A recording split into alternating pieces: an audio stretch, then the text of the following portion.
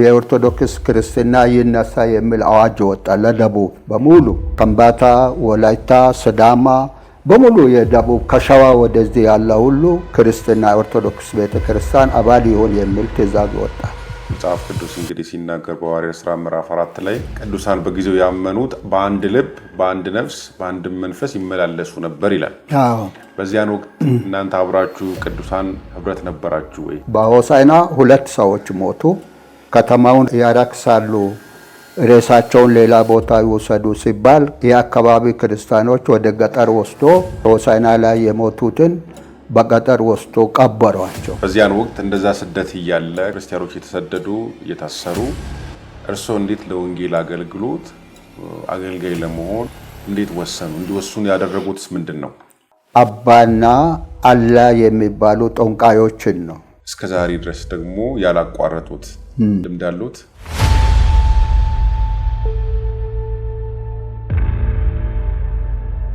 ሰላም ለእናንተ ይሁን ወገኖች። ዛሬ ያለነው በጣም ትልቅ ከሆኑ አባት ጋር ነን።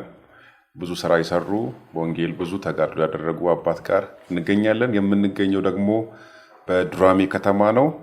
ዛሬ የምናደርገው ቴስቲሞኒ ከሌላው ጊዜ ትንሽ ለየት ያለ ነው። ሁላችሁም አብራችሁ እንድትቆዩ ጋብዛለሁ። ጋሼ ሰላም ለእርሶ ይሁን። አሜን። እግዚአብሔር ይስጥልን። አሜን። ዛሬ እርሶን ኢንተርቪው ለማድረግ እዚህ ስለተገኘው እጅግ በጣም ደስ ብሎኛል። እኔም አመሰግናለሁ። አሜን። እንግዲህ እርሶ ለተመልካቾች የእርሶን ስም በተወሰነ መንገድ ደግሞ አገልግሎቱን አስተዋውቀው ፕሮግራማችን መጀመር እንችላለን። እኔ ታምሩ አባሞ እባላለሁ። የተወለድኩት በአንጋጫ ወረዳ አንበርቾ ጉበና ቀበሌ ሸሎ በምትባል በገበሬ መንደር ነው የተወለድኩት። የተወለድኩትም በ1933 ዓመተ ምህረት ነበረ። በ5 እና በ6 ዕድሜ መካከል እያለሁ እናቴ ሞተች።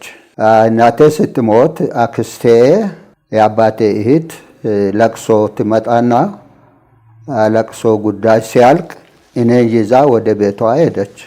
የእሷ ቤት አማኞች ነበሩ። ያመኑበት ምክንያት ባላቸውን አላ የሚባል ሰይጣን በእኛ አገር በዋናነት ብዙ የሰይጣን ተከታዮች አሉ፣ ግን በብዛት ህዝባችን የሚያከብራቸው አባና አላ የሚባሉ ጠንቋዮችን ነው። እሳቸውን የአክስቴን ባል የገደለ አላ ነበረ። ከገደላ በኋላ የቤተሰቡን ከብትንም ዕቃውንም ሁሉ እሱ ነው የሚወርሰው። ግን በዛ ጊዜ እንደ ህጉ መሰረት ለመውሰድ አልፈለገም። 2 ልጆች የነበሩትንም ለመግደል አሰበና ስጦታውን ያውርሱን ሳይቀበል ደጁን እየተጠና ቆየና በዛ ምክንያት ተማረው ባቦ ባቾሬ የሚባሉ ያመኑ የቀድሞ ያመኑ ወደዛ ሄዱ። መፍትሄ ነው ብሎ እዛ ሲሄዱ እዛ አምኖ ሲመጡ መጀመሪያ ለአላ ሊሰጥ የነበረ ንብረት ሁሉ በውጭ ነበረ። ቤትም አይገባም። የተቀደሰ ስለሆነ በውጭ በተሰራበት አዳራሽ ይኖሩ የነበሩትን ጌታን እንዲያመኑ እንደመጡም ከብቶቻቸውን ወደ ቤት አስገቡ እና ከዛ በኋላ አላ ሰይጣን ነው ብለው አወጁ እና በዛ ቤት እኔ እዛ ካሳቸው ጋር እንደሄድኩም እነሱ ጌታን ሲያመልኩ እኔም በጣም ደስ አለኝ። ያን ጊዜ ደግሞ ምንም ቴክኖሎጂ ያላደገበት ሰዎች ብርሃንንም የሚያገኙ እንጨት ነው። ቀርከሃ ቆርጦ እሳት ያነዳሉ፣ ፊደል በዛው ማታ ማታ ይቆጥራሉ። ለእኔ አዲስ ስለነበረ በጣም አደነቀኝና እኔም እንደናንተ ይሆናለሁ ብዬ አሰብኩ። እዛ ቆየሁ። ትንሽ ጊዜ ሲቆይ ትምህርት ጀመርኩ፣ ፊደል መቁጠር ጀመርኩ። በዛን ጊዜ የፊደል አማማር አንድ ሰው ፊደሉን የሚጨርሰው በ2 በ3 ቀን ብቻ ነው። መጀመሪያ ያ ፊደል ይጨርሳል። ከዛ በኋላ አቡጊዳ የሚባለውን ይቀጥላል። ከዛ በኋላ ዮሐንስ መልእክተ ሐዋርያ የሚለውን እሱን ይጀምራሉ። እኔ ጨርሼ አቡጊዳንና መልእክት እንደገባው እንደገና ደግሞ ወደ እናቴ ተስካር ጊዜ ደረሰና አክስቴ ይዛ ወደ ቤት መጣች። ወደ ተወለድኩበት ቀዬ መጣሁ እና እዛ ሲኖር እንግዲህ በዛን ጊዜ ብዙም ቴዎሎጂ የመጽሐፍ ቅዱስ ምርምርም የለም። ብዙም ሰዎች እንደ ማመን እንደገና እንደጀመሩ የጀመረበት ጊዜ ነው። ያው ማለት 1936 37 ዓመታት ውስጥ ነበር እና በዛን ጊዜ ከኔ ጋር ያሉትን ሰዎች ማሳመን ጀመርኩ። ገና በልጅነት? አዎ፣ እኔ እንደመጣው ምስክርነት መስጠት ጀመርኩ። ምስክርነት ሲጀምር የኔ ጓደኞች አመኑ። አንድ 5 ያህል አመኑና እነሱ አምኖ 36 እና 37 እንደቀጠለን እያለ በ1938 ላይ በደቡብ ኢትዮጵያ ህዝቦች ሁሉም የኦርቶዶክስ ክርስትና ይነሳ የሚል አዋጅ ወጣ ለደቡብ በሙሉ እና ከምባታ፣ ወላይታ፣ ሲዳማ በሙሉ የደቡብ ከሸዋ ወደዚህ ያለ ሁሉ ክርስትና ኦርቶዶክስ ቤተክርስቲያን አባል ይሁን የሚል ትእዛዝ ወጣ። በዛን ጊዜ በአዋጅ የነበረ ትእዛዝ ስለነበረ ወላጆች ልጆቻቸውን ይዞ ለክርስትና ወረዳችን ይዞ ሄዱ። እኔንም አባቴ በክርስትና እንድነሳ ሲፈልጉ እኔ ክርስትና ተነስቻለሁ ብዬ ሳልሄድ እኔ ቀረሁ። በዛ አይነት እንግዲህ ክርስትና ተነሱ። በዛው በደቡብ መጀመሪያ ሚስዮን የጀመሩት ስራ የጀመረውን በ1938 ዓመተ ምህረት ደቡብ ህዝቦች በሙሉ ኦርቶዶክስ አባል ይሁን የሚል አዋጅ በሕገ መንግስት የታወጀ ስለነበረ ክርስትናውን ማዳከም የነበሩትን በአስገዳጅነት ወደ ዛስ መግባት የጀመሩበት ጊዜ ነበረ። በዛ ሁኔታ ነበረ እምነቴን ማሳደግ የጀመርኩት። ከዛ በኋላ ሰዎች ደግሞ በክርስትና ለመጽናት አልቻሉም። ሌሎች ከኛ ክፍል በዛ በክርስትና ምክንያት ሰዎች ጾሙንም የክርስትናንም ሁኔታ ለመከታተል ያልተመቻቸው ሁሉ ወደ ድሮ ቦታቸው ወደ ፈንዳነኖ የሚል እምነት ተመለሱ። ፈንዳነኖ ማለት 15ኛው ምዕተ ዓመት ግራኝ መሐመድ ሞላ ኢትዮጵያን በወረረ ጊዜ ያሰፋፋ የእስልምና ሃይማኖት ነበር። ያ ሃይማኖቱ ወደኛ ወደ ገጠር ወደ መሃል ኢትዮጵያ በሚገባበት ጊዜ እሱ እንዳለ የእስልምና ሃይማኖት ሙሉ ሳይሆን በግማሽ ነው ሰዎች የተቀበሉት እና ደግሞ ከኦርቶዶክስ ቤተክርስቲያን ወደ ክርስትና ህይወት የሚመጡትን ማሳደድ ጀመሩ። ከዛ በኋላ በወረዳ ታሰሩ፣ በአውራጃ ታሰሩ፣ እስከ አሰላ ድረስ የታሰሩበት ጊዜ ነበር። በሆሳዕና 2 ሰዎች ሞቱ እና ከሞቱ በኋላ መቀበሪያው ሲፈልጉ በከተማ ውስጥ ከተቀበሩ ከተማውን ያራክሳሉ፣ ሬሳቸውን ሌላ ቦታ ይወሰዱ ሲባል የአካባቢ ክርስቲያኖች ወደ ገጠር ወስዶ ሆሳዕና ላይ የሞቱትን በገጠር ወስዶ ቀበሯቸው። አሁን በኢህአዴግ ዘመን እኛ ቤተክርስቲያን ተከታትሎ የነሱን መቃብር ሐውልት ተሰርቶ የሰማዕታት መታሰቢያ ተደርጎ አሁን በዚህ ሁኔታ ላይ ይገኛል። የኔ ሕይወት በአጭሩ ረዥሙ የሆነው ሳለ እኔም እያደግኩ ሲመጣ መሰረተ ትምህርት የቤተክርስቲያን ትምህርት መማር ጀመርኩ።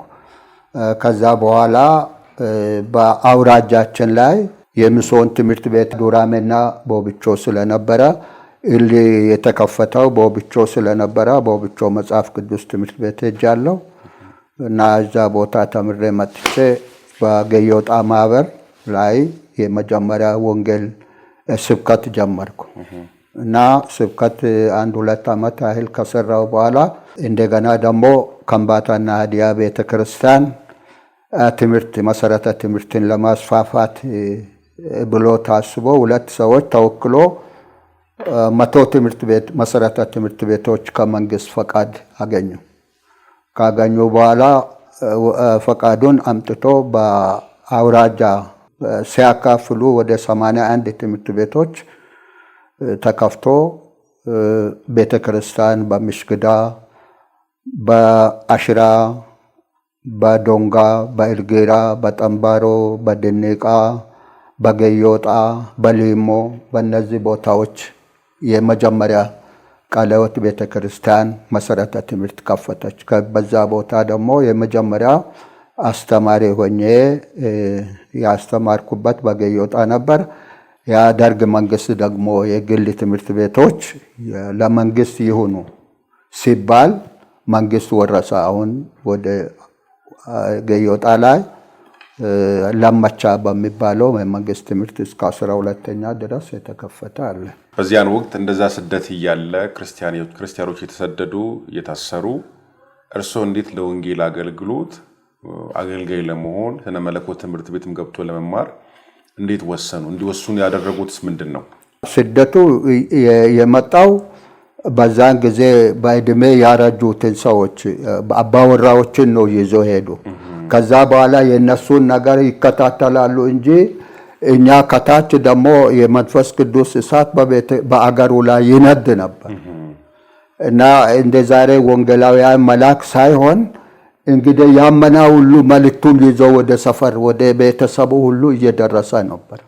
እነሱ የዛኛው ጭንቅ የነሱ ደግሞ እዛም ቢወስዱ እግዚአብሔር ስለ ቤተክርስቲያኑ ሰዎች የቆመ ስለነበረ እና ለነሱ ዳና እድል አላጋጠማቸውም።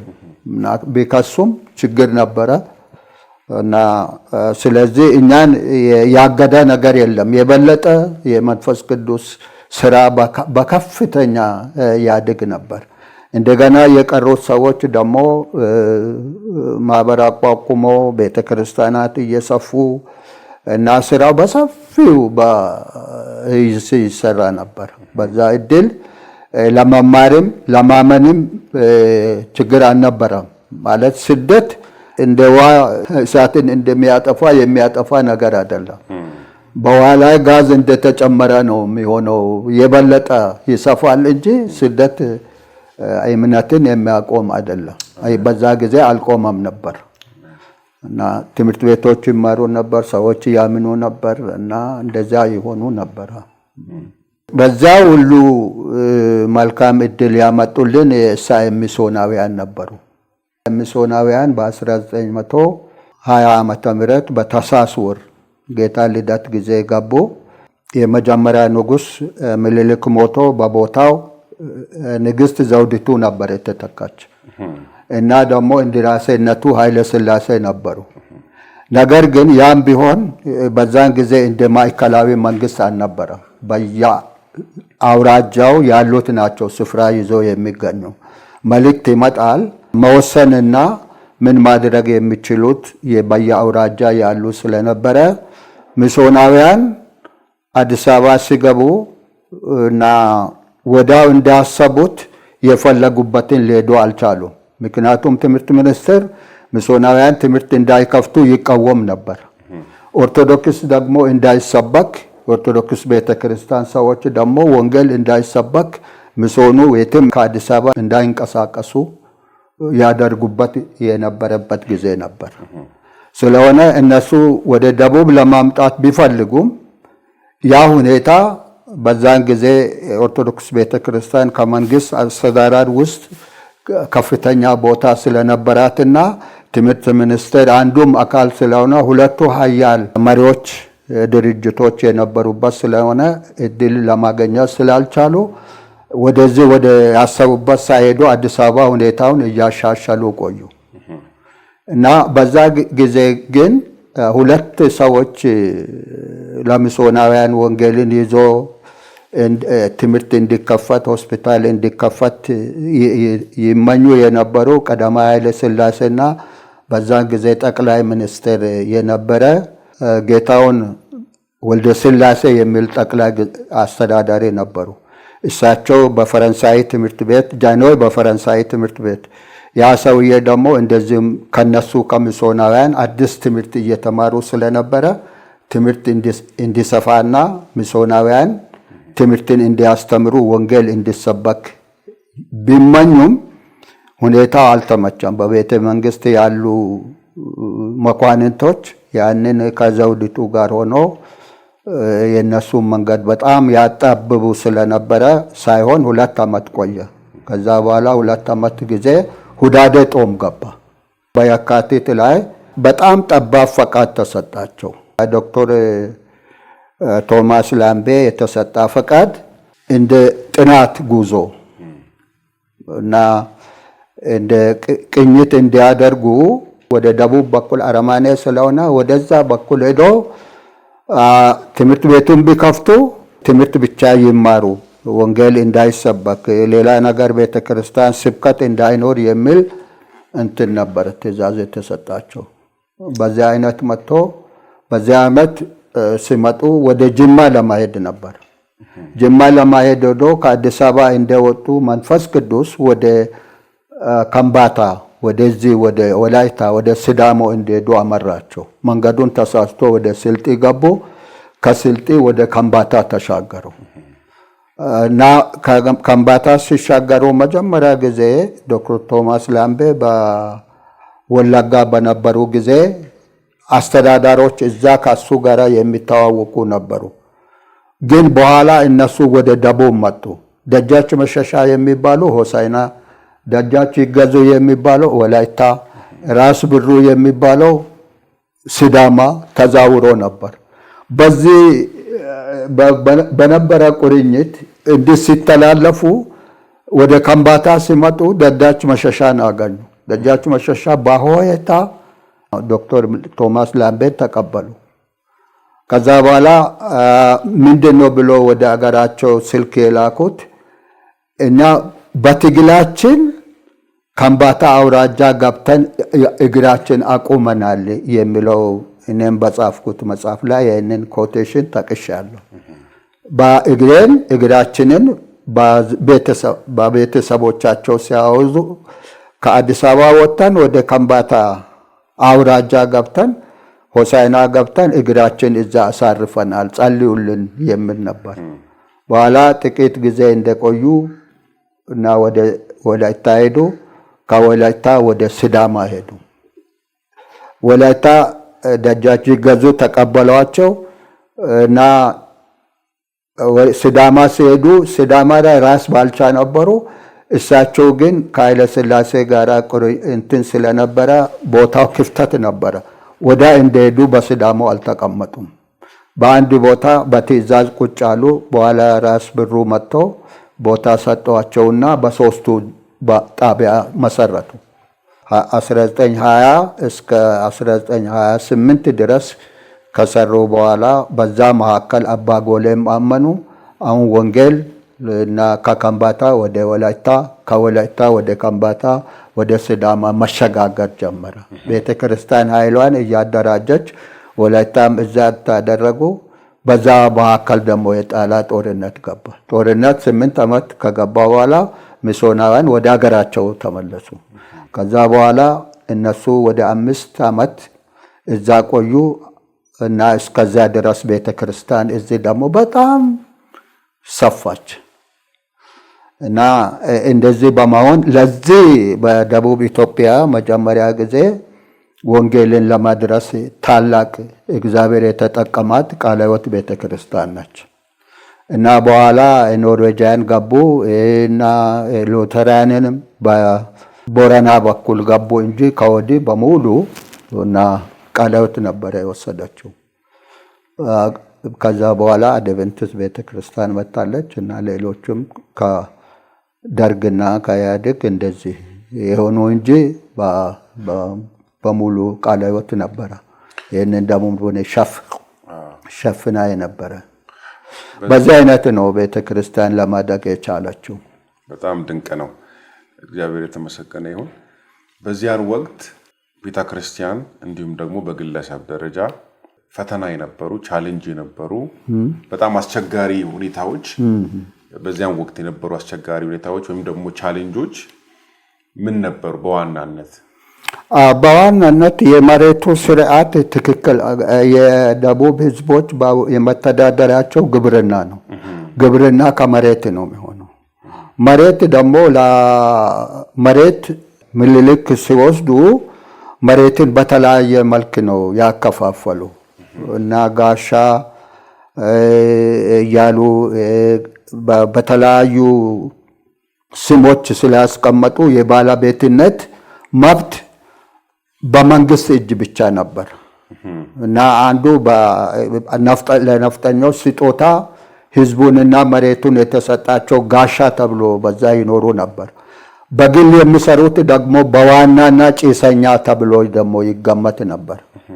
ዋና የሚለው የቤተሰቡ በኩል ልጅ ነው። ጭሰኞች የሚባሉት ደግሞ ከሱ በታች የተወለዱ የሱም ወንድሞች ናቸው። ግን የአባት ድርሻ የሚደርሳቸውም ቢሆን በመሬቱ ላይ ዋና ሳይፈቅድ ያለ እነሱ ፈቃድ ቤተክርስቲያንን መስራት፣ ትምህርት ቤትን ማቋቋም፣ መሬትን መሸጥ እና መለወጥ የማይቻልበት ጊዜ ነበር። ስለዚህ አንዱ ትልቁ ተግዳሮት የነበረ እና ደግሞ ለመሬት የሚገበሩበት ለነሱ በሳምንት 2 ጊዜ የሚሰራ ስራ አለ። እንደገና ደግሞ የፈለጉትን ነገር መሰረታዊ ነገር መስራት አይቻልም። ቤተክርስቲያን ማቋቋም አይቻልም። ትምህርት ቤቱን ቦታ ሰርቶ ማስተማር የማይቻልበት ጊዜ ነበር። ስለዚህ የተሰራም ቢሆን ቤተክርስቲያንን ያፈርሳሉ። ደግሞ ትምህርት ቤቶችንም የእነዚህ ልጆች ወደፊት ሰበብ ያመጣሉ። ከተማሩ ንቃተ ህሊናን ካገኙ የአስተዳደር ችግር ይፈጠራል የሚል ስጋትም ስለነበረ ዋናው ነገር በመሬት ላይ የሚሆነው ነገር መሬቱ በግል ያልተሰጣበት ጊዜ ስለነበረ እና ደግሞ የተያዘ ነው። ባለባት ከአማራ የተነሳ ባለባት ይላል፣ ከባለባት ዋና ይላል፣ ከዋና ሰንጋ ቆሮ ይባላል። እዚህ በእነዚህ አስተዳደር ነው መሬቱ ጉዳይ የሚሆነው። ትልቁ ቤተክርስቲያንን ለማስፋፋት ትምህርት ቤቶችን እንደተፈለገ ለመስራት የዚህ የመሬት ተግዳሮቶች ነበሩ። በዚያን ወቅት እንዴት አለፋችሁ? ማለት የክርስቲያኖች በተለይ በዋናነት የአማኞች ህብረት፣ የአማኞች መያያዝ አንድነታቸው ምን ይመስላል? መጽሐፍ ቅዱስ እንግዲህ ሲናገር በሐዋርያት ሥራ ምዕራፍ 4 ላይ ቅዱሳን በጊዜው ያመኑት በአንድ ልብ፣ በአንድ ነፍስ፣ በአንድ መንፈስ ይመላለሱ ነበር ይላል። በዚያን ወቅት እናንተ አብራችሁ ቅዱሳን ህብረት ነበራችሁ ወይ? ህብረታችሁስ ምን ይመስላል? ወላይታ ሶዶ ያሉት፣ ሲዳሞ ያሉት፣ ሌላ አካባቢ ያሉት ቅዱሳን ጋር እንዲሁም ደግሞ እዚህ አካባቢ ካሉት ቅዱሳን ጋር ያላችሁ ህብረት ምን ይመስል ነበር? ያን ጊዜ ቤተክርስቲያን አንደኛ ለማስፋፋት የቻለበት መንገዶች አንዱ እንደ መጽሐፍ ቅዱስም ቃል መሰረት በቃል ብቻ አልነበረም፣ በስራ ነበረ የሚተረጎመው። አንደኛ ዘረኝነት የለም። በዛን ጊዜ የዘር መከፋፈል ነበረ። ይሄ ባሪያ ነው፣ ይሄ ፉጋ ነው፣ ይሄ ዘር ነው የሚባለው በቤተ ክርስቲያን አይነበርም። ያ ሁሉ አንድ ላይ ነው። ይሄ አይነሳምም አይታይምም። አንድ ነን በክርስቶስ። አንድ አባት አንድ አምላክ ነው ያለን ተብሎ ይህ አንድነት በጣም ቤተክርስቲያንን ለማስፋት ያስቻለን መንገዶቹ አንዱ እሱ ነው። ሁለተኛ ደግሞ እና ዳዎችን አባት እናት የሌላቸውን ባል የሌላቸውን ሴቶች ቤት በመስራት በማረስ ነው። አንዳንድ ጊዜ ደግሞ በእድር ስደት ይመጣል። ክርስቲያን ከሆነ አንደኛ እሳት አይሰጥም፣ ሁለተኛ ከብቶች ከከብቶች ጋር አይገናኙ፣ ልጆች ከልጆች ጋር አይገናኙ። ይሄ በጣም አስቸጋሪ ወቅት ነበር። ያንን ደግሞ እንዴት ነው የሚሸፍኑ? የትም ያለ ሆሳዕናም ያለ ሞትም ይሆናል። ሞትም ሲመጣ በቃ ይጠራራሉ። ወንድሜ ሞታ፣ እህቴ ሞታች ነው የሚባለው እና እንደ እከሌ ሞታ እንደዚህ የሚባለው ልዩነት የለም። ወንድሜ ሞታ ሲባል የሚያርስም ቢሆን በሬን አቁሞ ለቅሶ ይሄዳል። ገባ የሚሄደውም ትቶ ወደ ለቅሶ ይሄዳል። እዝ ምግቦችንም ከዛ ሰርቶ ያመጣል። እዛ እድሩ የሚሸፍነውን ሁሉ በክርስቲያኖች ይሸፋፍኑ ነበር። ስለዚህ እንግዲህ ስደቱን በስራ በመሸፈን ያ ብቻኛ የነበረውን ሰውዬ ሳይለቁ ክርስቲያኖች እዛ ቦታ ሆኖ ከሀዘኑ እስኪነሳ ድረስ ያጽናኑ ስለነበረ ቤተ ክርስቲያን በዚህ በመረዳዳት በስራ በቃል ብቻ በወገን በዘር በቦታ ያለ ልዩነት ስለሚሰራ እና መከባበርም ስለነበረ በዛ አይነት ነው ቤተ ክርስቲያን መስፋፋት የቻለችው። በጣም ድንቅ ነው። ከደርግ በፊት ወደ መጽሐፍ ቅዱስ ትምህርት ቤት አስተማሪነት መጣሁ። ከዛ ደግሞ ወደ ኮሌጅ መጽሐፍ ቅዱስ ትምህርት ቤት ሄድኩኝ። ከዛም ደግሞ እንደገና ወደ ከምባተኛ መጽሐፍ ቅዱስ ትርጉም ስራ ገባሁ። ወደ 10 ዓመት ያህል ትርጉም ስራ ሰራሁ። በዚህ መጽሐፍ እርሶ አሉበት ማለት ነው? እኔ በዚህ መጀመሪያ ጊዜ አዲስ ኪዳን ጨረሰን። ከዛ በኋላ ብሉይ ኪዳንን በ70 ፊደል ጀመረን። በራሳችንም ቋንቋም ቢሆን እና በ70 ይጻፍ ብለናል። ግን እንደተጀመረ ሆኖ አሁን ይሄ መጽሐፍ በላቲን ወጣ። ይህንን ደግሞ ተችተን ተነጋግረን ባለፈው 2016 ይሄ መጽሐፍ ሲመረቅ እንደገና እንዲሰራ ተስማምተን አሁን በዝግጅት ላይ ይገኛል። ይሄም ደግሞ በበኩሉ ጥሩ መረጃ ጥሩ ደግሞ እኛ መጽሐፍ ቅዱስ ከምባታ ህዝብ ማግኘት ትልቅ እድል ሆኖ ነው የምንገኘው። ትክክል ጋሽ፣ ትክክል። ሀሳቤ ያልቆ እንደሆነ አሁን ወደፊት እኔ ወደ 84 ዓመት ዕድሜ ያለኝ ስለሆነ እንዴት የወንጌል ይሸጋገራል የትውልዱስ በአሁኑ ጊዜ የቤተ ክርስቲያንስ ሁኔታ እንዴት ይካሄዳል በሚለው ላይ የድሮውንና ዛሬን በመካከል ሆነን የምናየው ምስክር ሆነን ስናየው ክፍተቶች ይገኛሉ። ክፍተቶችን እናያለን። እግዚአብሔር ግን አንድ አምላክ ነው። አንድ ስራ ነው ያለው። በዘመናት ሁሉ በትውልድ ሁሉ እንደሚሰራ እናምናለን። ቢሆንም እና ቴክኖሎጂ ማደግ ሌላ አማራጮች መታየት ይጀምራሉ። እንዳለ አይሆንም። ባለፈ ጊዜ በቤተ ክርስቲያኔ መልእክት እያስተላለፍኩ ነበረ። በዚህ ቤተ ክርስቲያን 3 አይነት ነጥቦች እግዚአብሔር ምናልባት የሚነቅፍ ነገር ያስተማርኩት ክፍል ከዮሐንስ ራእይ ምዕራፍ 2 እና 3 7ቱን አብያተ ክርስቲያናት ባህርይ ነበረ ያስተማርኩት። ከዛ ባህርይ አንስቼ ሲያስተምር ከዚያ ከ7ቱ አንዷ ቤተ ክርስቲያን ብቻ ነች ነቀፋ ሳይኖራት የነበረ አንዷ ብቻ ነች ያለችው እና ሌሎቹ ሁሉ ጥሩ ነገርም እየሰሩ ብዙ የሚነቀፉ ነገሮች ፍቅር መቀዝቀዝ በተለያዩ ነገሮች መማረክ እንደነበረ ከገለጽኩ በኋላ አሁን ወጣቱ ክፍል ወጣቱም ብቻ ሳይሆን አባቶችም ቢሆኑ ከድሮ ትንሽ ዝቅ እየወረደ የሚመጣው ነገር መጽሐፍ ቅዱስን የመያዙ ሁኔታ በጣም ወደ ታች ወርዷል። ምክንያቱም ወንጌላውያንም ቢሆኑ መጽሐፍ ቅዱስን ይዞ ከማየት ሞባይል ይዞ በጉባኤም እየቆሙ ነው ያሉ። ወጣቶች ደግሞ ትልቅ መጽሐፍን እንደዚህ ቦርሳ መያዝም ትልቅ ነገር ነው። እንደገና ደግሞ በእጅ ይዞ ማየት ፋራ የሚለው ቋንቋ አለ። ሞኝ ሰው ነው እንዴት ይህንን በእጅ ይዘህ ትሄዳለህ የሚለው ቋንቋ ስድቦች አሉ። እና በመሆኑ አሁን ቤተ ክርስቲያንን ስናየው ኃይሏን የሚያሳጣት ነገር አሁን በሞባይል አለ ሲባል አለ።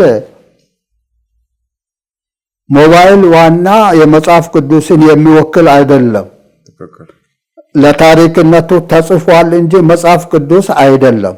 ምክንያቱም መጽሐፍ ቅዱስ ያለውን ሪያሊቲ የሚያስቀምጥ የእግዚአብሔር በመንፈስ ቅዱስ የተጻፈ ነው። ይሄ በሰዎች በቴክኖሎጂ እና በሚጠፋ ነገር በውሃ የሚጠፋ በእሳት የሚጠፋ ወድቆ የሚቀር ዘመኑን ቀርሶ ዘመኑን የሚያልፍ ነገር ነው። ይህ ማለት ቴክኖሎጂ ንቄ አይደለም። ኢንፎርሜሽኑን አያስፈልግም ማለት አይደለም። መጽሐፍ ቅዱስን አይወክልም። እንደ ክርስቲያን እየሆነን ከሆነ መጽሐፍ ቅዱስ መያዝ አለብን የሚለው እምነት ነው አለኝ እና መጽሐፍ ቅዱስን አንድ ጊዜ እስራኤላን የተሳሳቱበት ነገር ነበር። አንድ ጊዜ እስራኤልን ፍልስጤማ ባቢሎናውያን ተማርኮ ነበር። ቤተ መቅደሱም ተወስዶ ነበር። ሲወሰዱ በኋላ በዳዊት ጊዜ ታቦቱ እንዲመጣ ተደረገ። እስራኤላውያን ምንድነው ያሰቡት? እግዚአብሔር ለሙሴ ሲሰጥ ቃሉን ጽሌቱን ቃሉ እንዲያስቀመጠ ታቦት ብሎ ደግሞ ሳጥን ሰሩ። በታቦቱ ውስጥ መጽሐፍ ቃሉን አስቀመጡ። ያስቀመጡትን ቃል ደግሞ ምንድነው አደረጉ? ሌዋውያን እንዲሸከሙ አደረጉ። ታቦቱን የእግዚአብሔርን ቃል ሰው ነው የሚሸከመው፣ ሰው ነው የሚይዘው። ነገር ግን እነሱ ከፍልስጤማውያን ባህል ስለወሰዱ በበሬ ጫኑ። ስለዚህ የእግዚአብሔር ነገር በራስ የሚቻል በሰው የሚካሄድ በሰው ልብ ያለ እንጂ በበሬ በአህያ የሚጫን አይደለም፣ ደግሞ የሚያስነቅፍም ነገር አይደለም። ስለዚህ አሁኑ ትውልድ ላይ የሚታየው ማሻሻል ያለበት የቤተ ክርስቲያን ጉባኤ ለኢንፎርሜሽን ለትምህርት እንዳለ ማለት ሞባይሉን ያለውን ቴክኖሎጂን ሁሉ መጠቀም ሲችሉ የእግዚአብሔርን ቃል እንደ እግዚአብሔር ክብር እና በቤተ ክርስቲያን ደግሞ ይሄ የተከበረ መሆን እንዳለበት ነው መልእክቴን የሚያስተላልፈው። ሁለተኛ አሁን እንደዚሁ ቴሌቪዥን ማስታወቂያዎች አሉ። በቴሌቪዥን የሚታዩት በተለያዩ ነገሮች የሚታዩት አሉ። በዚህ ላይ የሚደረግ እርማት ቢኖር ጥሩ ነው። እኔ አሁን መዘምራን ይቆማሉ። የተለያዩ ዲኖሚኔሽን አሁን አብያተ ክርስቲያናት አሉ። አብያተ ክርስቲያናት የሚለው ቃል የቤተ ክርስቲያን ብዙ ቁጥር እንጂ ሌላ አይደለም። አንድ ነው። ወንጌል አንድ ነው። ግንዱ አንድ ነው። ቅርንጫፉ ነው እና አብያተ ቤተ ክርስቲያን አንድ ነች። ግን ቅርንጫፎች አሉ። ዲኖሚኔሽን ልዩነት ይኖራል። ቢኖርም እነዛ ሁሉ በወንጌል ነው የሚታሰር ያለበት። ይህ አሁን እንዳለ ሆኖ አሁን የሚታየው በቴሌቪዥን ውስጥ እና በተለያዩ ቲቪዎች የምናያቸው መዘምራኑንም ሆኑ ወንጌላውያን ጥንቃቄ ቢደረጉ የሚል አስተያየት አለኝ። ማለትም እኛን የማይመስል ነገር አንዳንድ ጊዜ በከንፈራቸው ቀለም ተቀብቶ አንዳንዶቹ ደግሞ እንዲህ አድርጎ የሚመጡ አሉ። አንዳንዶች ጥፍር በደንብ እንትን አሳድጎ የሚሉ አሉ። ይህንን የምናስተምር ከሆነ ለሕዝብ ይህንን የምንገልጽ ከሆነ የማስታወቂያው ክፍል ይህንን እርማት ቢያደርግ በደንብ እና እኛ እያዳመጠን ነው። የእኛ ነገር ስለሆነ የእግዚአብሔር ነገር ስለሆነ ወንጌላውያንንም ሲመርጡ መዘምራንንም ሲመርጡ በመሪዎችም የሚታየው ሁኔታ በዚህ በእንትኑ ውስጥ ጥንቃቄ ለእግዚአብሔር ክብር ለእግዚአብሔር ሆኖ ለሰው እንዳይሆን የሚል ግምት ይኖራል። ግን ይህንን ስራ የሚሰራው ይህ ትውልድ ነው። ይህንን ትውልድ እኛ ትውልዱን መቀየር አይደለም፣ ወደ እግዚአብሔር ቃል እንዲሆን ነው ምኞታችን እና ስለዚህ አንዳንድ ጊዜ ሽማግሌዎች ጥሩ አያደርጉም ብለን የምንታማበትም ጊዜ አለ። ግን ይህ ማለት ይቻላል። ሆኖም ግን የኛ ሀሳብ ዋናው ምንድነው? እንደ እግዚአብሔር ቃል እንሄድ። በቲቪም በሚደረገው ነገር ጥንቃቄ ይደረግ የሚለው ነው እና ደግሞ ሌላ አሁን እኛን ሽማግሌዎችን ከድሮ ልዩ አድርገን የምናየው ነገር እና አሁን ጌታ ኢየሱስ ክርስቶስ ሲያስተምር በነፃ የተቀበላችሁትን በነፃ ስጡ ነው የሚለው። ይህ ማለት አትብሉ፣ የሌላቸው ከሆነ ትራንስፖርት፣ ኑሮ፣ ልብስ አትልበሱ እንዲህ ማለት አይደለም። ነገር ግን በዋጋ ተማምኖ የኔ እንደዚህ ይበልጣል ያንተ ያንሳል የሚለው ውድድር ሳይሆን ስጦታ መሰጣጣት ቢሆን በልክ በሚታወቀው ቢሆን ክርስቶስ ስም የንግድ ስም አይደለም።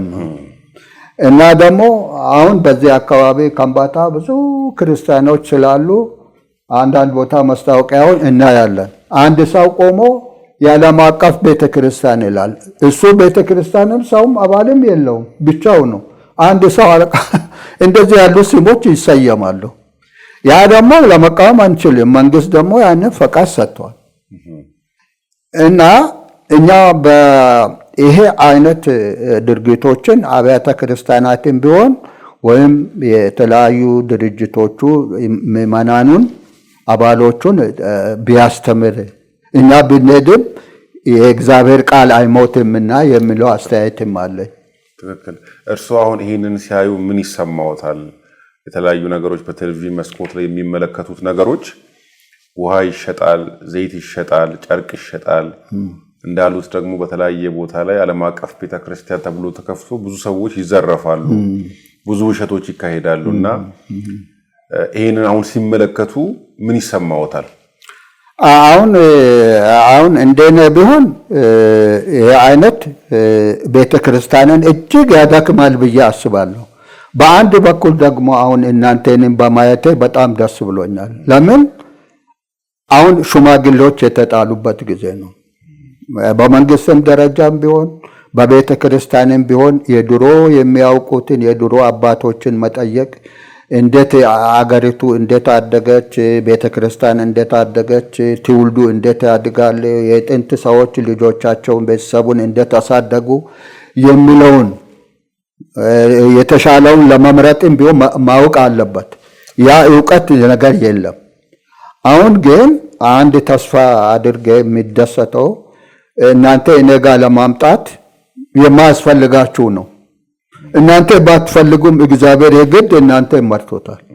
ለምን ተቀበሉ አልተቀበላችሁም፣ እኛ እንደዚህ ነው ያደግነው፣ ቤተክርስቲያን እንደዚህ ነበረች እና ቤተክርስቲያን በትልቅ ጥበት ነው ያደገች። እኛ መጀመሪያ ስናድግ ጸጉሩን በባልጬት የሚባል ድንጋይ ስለታም ድንጋይ አለ፣ በሱ ነው ወይም በቢላዋ ነው ጸጉር የሚላጨው። በኋላ ፈረንጆችን በማየት እኛ ይህንን በመቁረጥ ጀመረን። አማራ ስለዚህ የፖሊስን ማዕረግ ወስዳቸዋል ብሎ የታሰሩት ወጣቶች ነበሩ። ቤተክርስቲያን ይህንን ሁሉ አልፋ ነው። ቤተክርስቲያን በመቶ ዓመት ውስጥ መቀያየር ነገር ይኖራል። እድሜዋ እንደ ድሮ አይሆንም። ይህን ለዚህ ያንን ቤተክርስቲያን ሰዎች ባለራዕዮች ሆኖ ይህንን ሁኔታ ከድሮ የተለቀቀበትን ተመካክሮ ቤተክርስቲያንን ካልጠበቁ የሚድኑት ጥቂቶች ይሆናሉ። ቃሉ አይጠፋም፣ ግን የሚድነው ሰው ትንሽ ይሆናል። ጌታም ብሏል በመጨረሻ ሃይማኖት ይኑርን የሚል ቃል አለ አይደለም? ስለዚህ ቤተክርስቲያን ብዙ ሰዎች መንግስተ ሰማያትን እንዲወርሱ ከፈለጉ ሽማግሌዎች፣ የመጽሐፍ ቅዱስ ትምህርት ቤት የተማሩ ጥሩ ራሳቸውን አሳልፎ ወንጌላውያን እንደዚህ የሆኑ ከከተማ ሳይሆን ገጠር ሄዶ ጫካ ውስጥ ሄዶ የሚሰብኩ እንዲሆኑ ማደፋፈር አለብን። ምክር ነው ያለኝ። በቀን ውሎ ውስጥ ምን እየሰሩ ነው የሚያሳልፉት? ማለት ቀኑን እንዴት ነው የሚያሳልፉት? በአንድ ቀን ውስጥ ምን ያደርጋሉ እርሶ? እኔ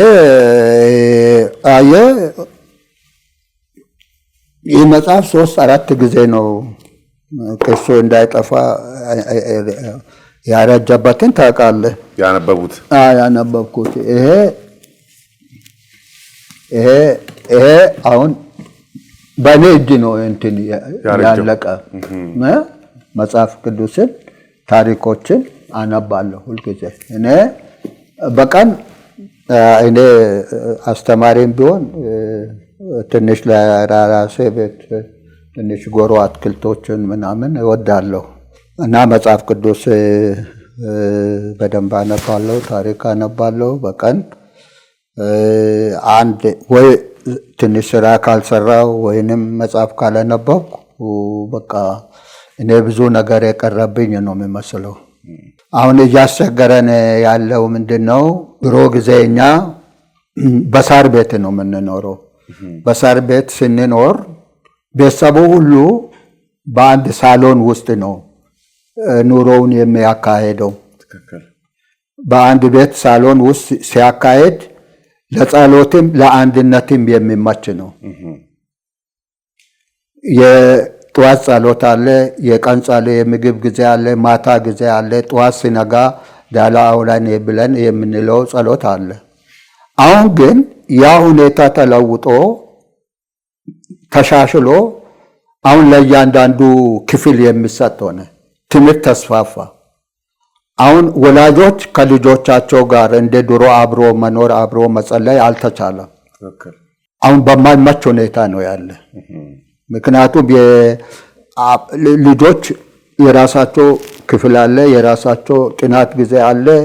ይሄ የቤተሰብን አንድነት የቤተሰብን ጸሎት ጊዜ በጣም እያዳከማ ነው። ለዚህ ምንድነው የሚለው እያንዳንዱ ቤተሰብ ይሄንን ተግዳሮት ለመቀነስ መማከር አለበት። ቤተሰቡ አሁን የጸሎት ጊዜ በጣም አንሷል። አሁን በሚጸልይ ሰው የለም። ምናልባት አሁን የተለወጠ ምንድነው? እሑድ ቀን እሑድ ሳምንት አንድ ጊዜ ማሄድ ለአንዳንዶቹ በቂ ነው። ምናልባት የግሩፕ የቡድን ጸሎት አለ እዛ ጋር ሳምንት ውስጥ እዛ ካሄደ ያ በቂ ነው። የሰማም የጸለየውም በቃ ለክርስትና ከእግዚአብሔር ጋር ላለው ግንኙነት ይህንን እንደ በቂ አድርጎ የሚታሰብበት ጊዜ ነው። ይሄ መለወጥ አለበት። ከእግዚአብሔር መለየት የለበትም። እና ልጆች ከቤተሰብ አሁን ብዙ ችግሮች እየተፈጠሩ ያለው ካላመኑት ሰዎች ብቻ አይደለም። ከክርስቲያን ቤተሰቦችም ከባድ ችግሮች እየተፈጠሩ ያሉበት ከእግዚአብሔር ጋር ያለውን አንድነት የኖረው ሁኔታ ሊሸረሽር ችለዋል። ስለሆነ አሁን ቤተሰቦቹ እየተመካከሩ ምን መሆን አለበት?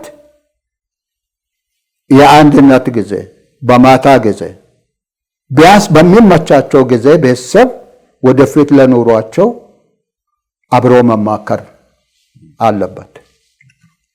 አሁን እኔ 5 ልጆች አሉኝ እና አንዷ አሜሪካ አለች፣ አንዱ ደግሞ ኬንያ አለ፣ ከእንግሊዝ መንግስት ጋር ይሰራል። እኔ ቡና ከጎረቤት ጋር አልጠጣም። ማንም መጥቶ ከኔ ጋር ይጠጥ ልጆቼ ጋር ነው የሚጠጣው። ከኔ እስክለዩ ድረስ አላያቸው። አሁን ሁልጊዜ መልእክት ያስተላልፉልኛል። እዚያ በላን፣ አንተ በዛ ጊዜ እንደዚህ አልከን፣ እንደዚህ መከርከን፣ እንዲህ ብለህን ነበር፣ እንዲህ ሆነን ነበር፣ እንዲህ በላን፣ እንዲህ ለበሰን እያሉ ይላሉ። ይህ ትዝታ እንዳይጠፋ አሁኑ ለልጆች ማሳደግ ጥሩ ነው፣ ኃላፊነት ነው። ግን ማሳደግ በቁሳዊነት ሳይሆን በመንፈሳዊም እንዲያድጉ የበለጠ ትኩረት ቤተሰብ መስጠት እንዳለበት ነው የሚገምተው። እና ካልሆነ እና ቤተሰብ ከሌለ ቤተክርስቲያን አይኖርም።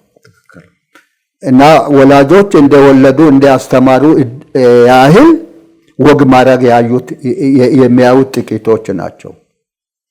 ይህንን ቤተክርስቲያን ለወደፊት በሚደርሰው ጉዳይ ላይ ጥንቃቄ እንድትወስድ እና ደግሞ በኃላፊነት ያሉቱ አካባቢ ብቻ ሳይሆን ወርዶ ታች ላይ ምን ይደረጋል? አሁን የኛ ጽሕፈት ቤት አዲስ አበባ ነው። አዲስ አበባ እዚህ እኛ የምንበላን ነው የሚጠጣው አያውቅም። ነገር ግን ባይሆን ቢያንስ መመሪያው ለቤተሰብ መመሪያ ለቤተ ክርስቲያን እንትን የሚደርሰው መመሪያ ጥብቅ መሆን ከድሮ የተላለ ስለሆነ እና እንደዚያ ማስተላለፍ እንደሚገባኝ ነው ሀሳብ የሚሰጠው። ጋሼ በጣም ከልብ እናመሰግናለን ስለሰጡን ምክር፣ ስለሰጡን ደግሞ በጣም ተቆርሶ ስለማያውቀው ስለ ህይወት ምስክርነቶት እግዚአብሔርን እናመሰግናለን። በጣም ትልቅ ትምህርት አግኝቻለሁ። ብዙዎች ደግሞ ከዚህ ብዙ ትምህርት እንደሚያገኙ አምናለሁ። እግዚአብሔር አምላክ ዘመኖትን እርጅናዎትን ይባርክልዎት። አሜን አሜን። ከልብ አመሰግናለሁ። እሺ እናንተም ተባረኩ። እኛ ለእናንተ ነው የምንሰጠው፣ አደራ ለእናንተ ነው። እግዚአብሔር ከእናንተም ጋር ይሆናል። አሜን። እና ግን አንዳንድ ጊዜ መዘንጋት ይኖራል። በእስራኤል ዘንድ የድሮ ሰዎች ባለቁ ጊዜ ክፍተት እንደገባ መጽሐፍ ቅዱስ ያስተምረናል። አሁን እኛን ያስተማሩ እና አባቶች ሚስዮናውያን መጥተው እና ከኛ ጋር ሲሰሩ ገጠር ይሄዳሉ፣ ኮባ ላይ ይተኛሉ፣ ቅመል ይበላቸዋል፣ ተዋን ይበላቸዋል። ወደ ቤት ሲመለሱ አብጦ ሰውነታቸው ቀልቶ ደም ሆኖ ነው የሚመጡ። በዚህ አይነት ነው እነሱ ወንጌልን ለደቡብ ያደረሱ ለእኛን እናም መውለድ የቻሉት። እንደዚሁም የወንጌል አደራ ትልቅ ስለሆነ እና ከላይ ያሉት እስከታች መጎበኘት፣ ወደ ወንጌል ተመልሰን የምናደርገውን በትርጉም በቃል ሳይሆን እና በሁኔታው በፖለቲካ መገደብ ሳይሆን የቤተ ክርስቲያን ልዩነትና አንድነት እንዳለ፣ ሀገር መውደድ እንዳለን፣ ለሀገር መስራት እንዳለብን፣ ለመንግስተ ሰማያት ደግሞ ያንኑ የበለጠን በኩል ለመስራት መትጋት አለብን እና ይህንን የምታደርጉት ቀሪ ጊዜ እናንተ ናችሁ። ይህንን እንደ ስንቅ አድርጋችሁ እንዲህ ተብለናል፣ መጽሐፍ ቅዱስ እንዲህ ይላል፣ አባቶች እንዲመጡ የሚል ገጠር ወዳችሁ ከኔ ጋራ መታችሁ አሁን ጊዜ እናንተን ማየቴ በጣም ደስ ብሎኛል። ለትውልዱ የጻፍኩት ነገርም አለ። መጽሐፉ ሲወጣ ብዙ ነገር ልታገኙም የምትችሉበት ጉዳይ አለ እና ስለዚህ ተባረኩልኝ። በጣም አመሰግናለሁ።